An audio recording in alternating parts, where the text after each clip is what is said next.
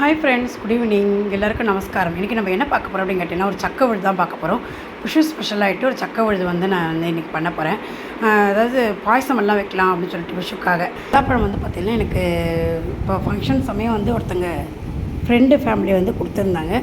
ஒரு பழமாக கொடுத்துருந்தாங்க. அதை நாங்கள் உரித்து எடுத்து வச்சுருக்கோம். அதை உரிச்சிட்டு பார்த்திங்கன்னா ஒரு பழம் ஃபுல்லாகவே, அதாவது ரொம்ப பழமும் இல்லாத ரொம்ப காயும் இல்லாமல் இருக்குது. இது இவ்வளோ பழத்தை நம்மளால் அப்படியே சாப்பிடவும் முடியாது இல்லையா? அப்போ நம்ம இதை சக்கை விழுது பண்ணி வச்சுட்டு பாயசம் வைக்கலாம். அதுக்காக நாங்கள் உரித்து எடுத்து வச்சுருக்கோம். இப்போ விஷு எல்லாம் வருது இல்லையா, வருஷ பருப்பு, அதுக்கு பாயசம் வைக்கலாம்னு சொல்லிவிட்டு இப்போ அப்படியே வீடியோவும் போட்ட மாதிரி ஆச்சு அப்படின்னு சொல்லிட்டு அதில் அதில் சக்கை விழுது தான் நான் பண்ண போகிறேன். இப்போ அதை இப்போ உரித்து எடுத்து வச்சது இப்போ ஃபஸ்ட்டு நான் வேக வச்சுக்கிறேன். இப்போ இந்த மாதிரி ஒன்று ஒன்று தனித்தனியாக உரித்து இது பண்ணி எடுத்து வச்சுக்கணும். உள்ளே அதோட இது வெள்ளை ஒயிட் கலரில் ஒரு மாதிரி இதெல்லாம் இருக்கும், அதெல்லாம் ஒன்றுமே இருக்கக்கூடாது. நாறுகிறு ஒன்றுமே இருக்கக்கூடாது. அதெல்லாம் எடுத்துகிட்டு இந்த மாதிரி பீஸாக அழகாக நல்லா நம்ம கட் பண்ணி எடுத்து வச்சுக்கணும். கையாலே அழகாக கூட இது பிச்சு எடுத்து வச்சுக்கலாம். இப்போ இதை ஒரு குக்கர் பாத்திரத்தில் போட்டுட்டு இது வேக வச்சுக்கிறோம். நான் குக்கர் பாத்திரத்தில் எல்லாமே எடுத்து போட்டிருக்கேன். தண்ணி பார்த்திங்கன்னா கொஞ்சமாக தண்ணி விட்டுக்கணும், ஜாஸ்தி தண்ணி விடக்கூடாது. அதே சமயம் தண்ணி இல்லாமல் வேக வைக்கக்கூடாது, அடி பிடிச்சிடும். அதனால் குக்கர் பாத்திரத்துலேயே போட்டுட்டு வேக வச்சுக்க போகிறோம். இப்போ நான் உங்களுக்கு வேக வச்சுட்டு காட்டுறேன் பாருங்கள். இப்போ இது எல்லாமே இந்த ஒரு பழம் ஃபுல்லாகவே கொஞ்சமாக சாப்பிட்றதுக்கு கொஞ்சமாக எடுத்து வச்சுட்டு பாக்கி நான் இதில் போட்டுட்டேன். போட்டு இதை நான் தண்ணியை விட்டுட்டு இப்போ வேக வச்சுக்கிறேன். இப்போ இதில் ஒரு 1/4 டம்ளர் மட்டும் நான் விட்டுருக்கேன். ஒரு 1/4 பாத்திரத்துக்கு மட்டும் தண்ணி விட்டு வேக வச்சுருக்கேன். இப்போ பாருங்கள், நல்லா வெந்தாச்சு. வெந்ததுக்கப்புறம் பார்க்க தான் நிறைய இருக்கும், வெந்தால் கொஞ்சமாக ஆகிடும். இப்போ இதை போட்டு வேக வச்சதை நான் அப்படி எடுத்து வச்சுருக்கேன். இப்போ இதை ஒரு நல்லா ஆற விட்டுடணும். ஆறுனதுக்கப்புறம் மிக்ஸி ஜாரில் நைஸாக அரைச்சிக்க போகிறோம். இப்போ நான் இதை ஆற வச்சுருக்கேன். இது நல்லா ஆறியாச்சு. ஆறுனதை இந்த மிக்ஸி ஜாரில் நான் மாற்றி அரைச்சிக்கிறேன்.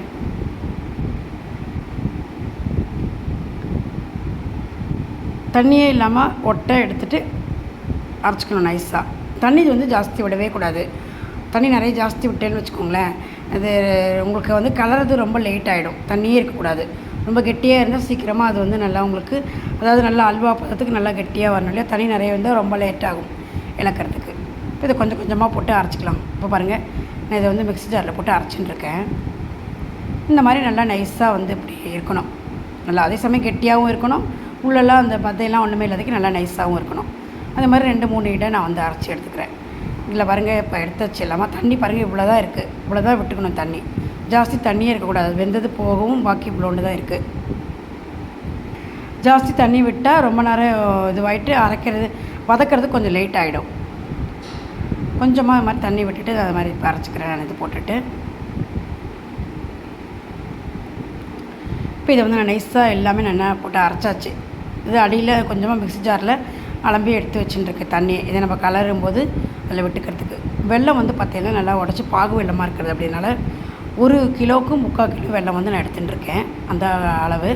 அதாவது பார்த்திங்கன்னா உங்களுக்கு வெல்லம் ஸ்வீட் வெல்லம் இல்லை அப்படின்னா உங்களுக்கு ஒரு கிலோவுக்கு 1 கிலோவை எடுத்துக்கலாம். இது கொஞ்சம் நல்லா பாகு வெல்லம், நல்லா கலரும் ஜாஸ்தியாக இருக்குது, அதே சமயம் ஸ்வீட்டும் நிறைய இருக்கும். அப்படிங்கிறதுனால நான் 1 கிலோ அப்படின்னா அதுக்கு 3/4 கிலோ எடுத்து நல்லா அது கரைச்சி வடிகட்டி எடுத்து வச்சுக்கிறேன். கல் மண்ணெல்லாம் இருக்கும் இல்லையா, அதனால் அது வடிகட்டிக்கணும். நான் வடிகட்டி எடுத்து வச்சுருக்கேன். இப்போ இதை ஒரு பேனில் ஃபஸ்ட்டு நம்ம இந்த அரைச்ச விழுதை மட்டும் போட்டுட்டு நல்லா அதை கலரிக்கணும். நல்லா இது ஃபஸ்ட்டு இந்த விழுதை மட்டும் போட்டு ஒரு 1/2 மணி நேரம் நல்லா கலரி கெட்டியாக எடுத்து வச்சுக்கோங்க. கெட்டியாக கலரிக்கோங்க, கெட்டியாகிற வரைக்கும் கலரிண்டே இருக்கணும். அப்போ தான் ஆனதுக்கப்புறம் நான் சொல்கிறேன் உங்களுக்கு. இப்போ நல்லா இதை மாதிரி நல்லா கலரிண்டே இருக்கணும். அதாவது நல்லா ஒரு அடி பாத்திரமாக வேணும். நான் இந்த பேன் எடுத்துட்டுருக்கேன். பேனுக்கு இதோட கரண்டி இது கிடையாது, ஆனால் என்கிட்ட இது கனமாக இருக்கிறதுனால இது எடுத்துட்டுருக்கேன். கலரத்துக்கும் கொஞ்சம் ஈஸியாக இருக்கும், அடியும் பிடிக்காமல் இருக்கும். அதனால் நான் அந்த பேன் எடுத்துட்டுருக்கேன். ஒரு குக்கர் பாத்திரம், இப்போ நம்ம வேக வச்ச குக்கர் பாத்திரம் கூட எடுத்துக்கலாம். அது மாதிரி அரைச்சதும் உங்களுக்கு நல்லா அது மாதிரி கெட்டியாக இருக்கணும். கெட்டியாக தண்ணியே விடக்கூடாது. தண்ணியே விடாதக்கு நல்லா கலரி எடுத்துகிட்டு இப்போ நம்ம அந்த வெள்ளைப்பாகை இதில் விட்டு கலர போகிறோம்.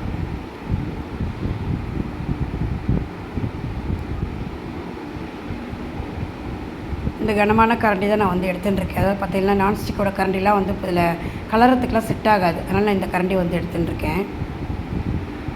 இது நல்லா கலர உங்களுக்கு அப்படியே நல்லா ஒரு கெட்டி பதம் கொடுக்கும்.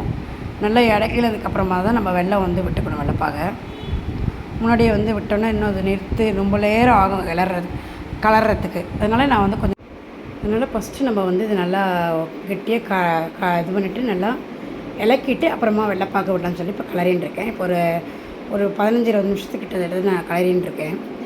இது நல்லா கிளறினதுக்கப்புறமா இது குறைஞ்சது பார்த்தா ஒரு ஃபுல்லாகவே கிளறி சக்கை விழுது எடுத்து வைக்கிறதுக்கு ஒரு 2-3 மணி நேரமாவது குறைஞ்சது ஆகும். நல்லா அந்தளவுக்கு பொறுமையாக நம்ம கிளறணும்.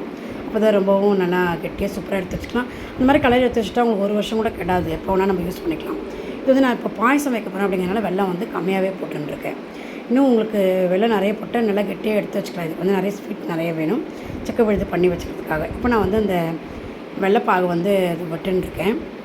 அதாவது பாகுகள்லாம் வைக்க வேண்டாம்.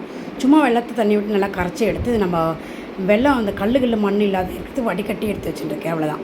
வெல்லம் மட்டும் கரையணும் அவ்வளோதான். அப்படி டேரெக்டாக நம்ம போட முடியாது. கரைச்சி எடுத்து வச்சுட்டா அதில் இந்த கல் மண்ணெல்லாம் வந்து நிறைய இருந்தது. இதுலேயும் வடிகட்டிட்டோன்னா அதெல்லாம் ஒன்றும் இருக்காது இல்லையா? அதனால் இப்போ அதெல்லாம் எடுத்துகிட்டு இப்போ நான் அந்த வெள்ளத்தோட தண்ணியை வந்து இதில் விட்டுட்டு இப்போ திருப்பி வந்து கலக்கின்னு இருக்கேன்.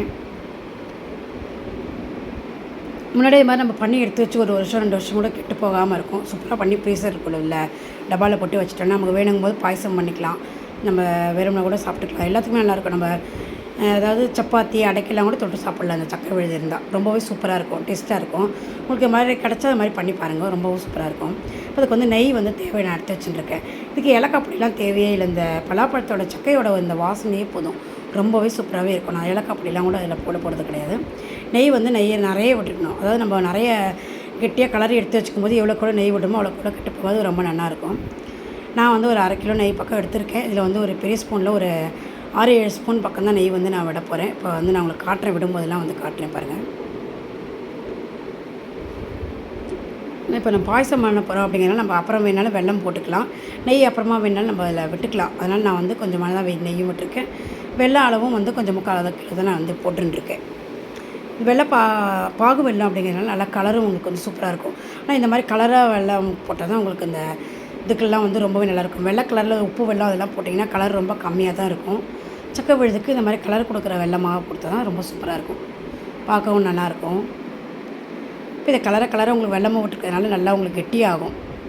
நல்லா இலக்கிண்டே இருக்கணும். இப்போ நான் ஒரு 2 ஸ்பூன் வந்து நான் விட்டுருக்கேன். அதாவது இந்த ஸ்பூனால் ஒரு 2 ஸ்பூன் நெய் வந்து விட்டுருக்கேன், நல்லா தாராளமாகவே. இப்போ நம்ம எப்படி அல்வாக்கெலாம் நம்ம நிறைய நெய் விட்டு கலருமோ அதே மாதிரி தான். நிறைய நெய் விட கலர நல்லா அதை நல்லா இழுத்துடும் நெய்யை. அந்த மாதிரி நல்லா நீங்கள் கலரி நெய்யை விட்டு கலரி எடுத்து வச்சுக்கலாம். நல்லா ஆறுனதுக்கு ஒரு டப்பாவில் போட்டுட்டு ஃப்ரீசருக்குள்ளே வச்சா ரொம்ப நாள் வந்து நம்ம அழகாக வச்சுக்கலாம். இப்போ இதை அடுத்து நம்ம பாயசம் வைக்கிற அன்றைக்கி நான் உங்களுக்கு எப்படி பாயசம் வைக்கணுங்கிறத உங்களுக்கு காட்டுறேன் பாருங்கள்.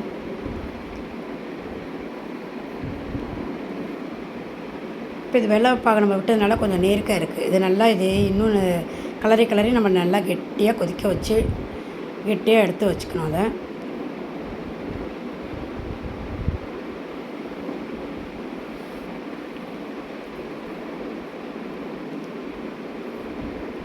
நல்லா கலரிகிட்டே இருக்கணும், கைவிடாதுக்கே. இப்போ இது நான்ஸ்டிக்குங்கிறதுனால உங்களுக்கு அடி பிடிக்காது. நம்ம தைரியமாக அப்படியே கலரெலாம் விட்டுட்டு கூட. இதே வேறு பாத்திரங்கன்னா உங்களுக்கு நல்லா நீங்கள் கலரிகிட்டே இருக்கணும், கைவிடாதுக்கே. நான் முன்னாடி ஒரு தடவை பண்ணுறது வந்து நான் ஏற்கனவே போட்டிருப்பேன் நினைக்கிறேன். அதாவது 1 வருஷம் 2 வருஷத்துக்கு முன்னாடி இது நான் வந்து சக்கரை விழுது வந்து போட்டிருக்கேன். அது வந்து உருளியில் பண்ணியிருக்கேன். நான் உருளியில் பண்ணி போட்டிருப்பேன். இந்த மாதிரி கனமான பாத்திரத்தில் தான் பண்ணணும். இப்போ இது பாருங்கள், நம்ம கலரை நல்லா கெட்டியாக ஆகிட்டே வரும். இப்போ நான் திருப்பி வந்து ஒரு 2 ஸ்பூனுக்கு வந்து நான் விட்டுக்கிறேன். இதில்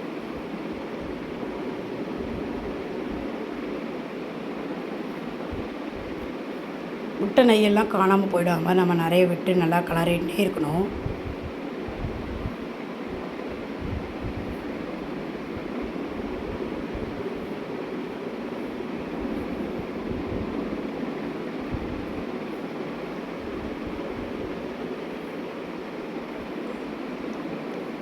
இப்போ பாருங்கள், நல்லா கொதிச்சு அப்படியே ஆகிடுது. நல்லா ஒரு கெட்டி பதத்துக்கு வந்து வந்திருக்குது. இப்போது இன்னும் இது வந்து நல்லா கொதிக்கணும். இப்போ நான் 1 மணி நேரத்துக்கு மேலே வந்து நான் வந்து கலரியிருக்கேன். பொறுமையாக நல்லா கலரணும். இப்போ பாருங்கள், நல்லா கெட்டியாகிடுச்சு. முன்னாடிக்கு இப்போ இன்னும் நல்லா கொதிச்சாச்சு. நான் திருப்பி வந்து ஒரு 2 ஸ்பூன் கூட விட்டுட்டு திருப்பி இலக்கின்னு இருக்கேன்.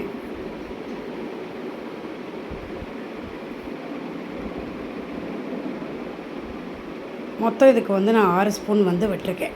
அதாவது பெரிய ஸ்பூனால் டேபிள் ஸ்பூன், பெரிய ஸ்பூனால் நல்லா ஒரு 6 ஸ்பூனுக்கு வந்து விட்டுருக்கேன்.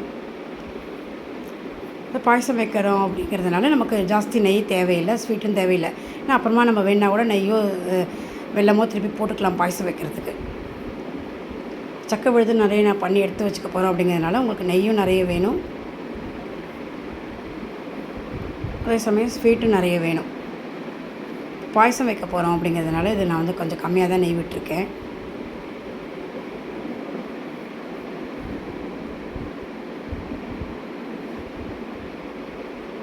எப்படி கலரும் நல்லா மாறி இருக்குது பாருங்கள். இப்போ பாருங்கள் ரொம்ப சூப்பராக வந்து அந்த விட்ட நெய்யெல்லாம் கொதித்து அப்படியே மிதந்து வர்றது பாருங்கள். இதான் பதம். இன்னும் கூட நம்ம நல்லா இளக்கலாம். அதை இன்னும் அது நல்லா கெட்டியாக ஆகும். அந்த அளவுக்கு நல்லா நம்ம கலரிக்கலாம்.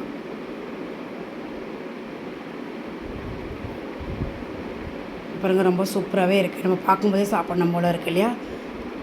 இது வந்து கெட்டே போகாது. நம்ம நல்லா நிறைய நாள் வச்சுக்கலாம். அதை கைப்படாமல் அழகாக ஆற வச்சு டப்பாவில் போட்டு வச்சா கெட்டே போகாது ஒரு வருஷத்துக்கு. இப்போ வந்து உங்களுக்கு சீசன், இந்த சமயத்தில் தான் நம்ம இதெல்லாம் வந்து பண்ண முடியும். இப்போது பாருங்கள் நம்மளோட சூப்பராக வந்து நம்மளோட சக்கை விழுது வந்து ரெடி ஆகிடுது. உங்களுக்குலாம் பிடிச்சிருக்குன்னு நினைக்கிறேன். நீங்கள் எல்லாமும் ட்ரை பண்ணி பாருங்கள். ட்ரை பண்ணி பார்த்துட்டு எப்படி இருக்குது லைக்கும் கமெண்ட்ஸ் பண்ணுங்கள். நம்ம இனி அடுத்த வீடியோவில் வேறு ஒரு ரெசிபி பார்க்கலாம். Okay friends, thank you.